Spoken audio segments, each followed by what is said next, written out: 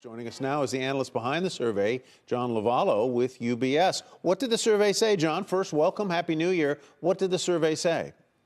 Hey, Tyler. Happy New Year, and thanks for having me.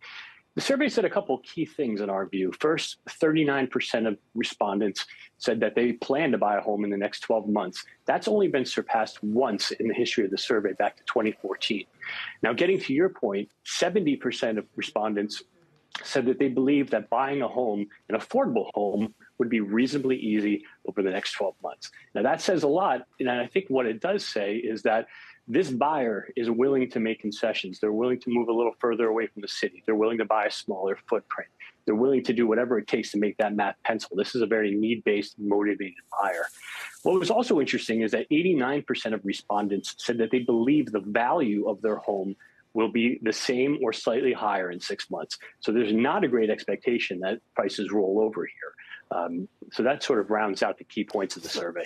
So I'm stuck on the first number you cited, and that is that 2 out of 5 people in this survey say they're going to buy a home in the next year?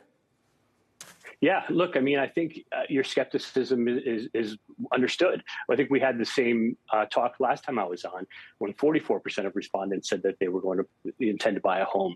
It is a little bit surprising, but that being said, that just shows the underlying demand that's in this market and the fact that we are underbuilt as a nation, and people need homes. This is so spot on. I was speaking with a realtor yesterday, John, who said in her 40 years of working in that town, she had never seen this little inventory on the market. The other number that jumps out to me is the fact that— Same in my town. Same, exactly. Yeah. There's nothing on the market because nobody wants to move and have to trade whatever a paid-off portion, a low mortgage rate for a much higher one. Interestingly enough, though, in terms of this pent-up demand, a lot of people said affordability is not a concern. 70% did not see it as a major problem, which tells me it's not the level of home prices, it's not even mortgage rates, it's really just the lack of inventory. Would you agree? Yeah, I think the lack of inventory, Kelly, is a real challenge. There's only about 3.2 months of existing home inventory on the market. That constitutes 90% of total inventory. So without that inventory out there, what I think it opens the gate for is the new home builders to be very well positioned. They're the ones that are putting incremental inventory into the market.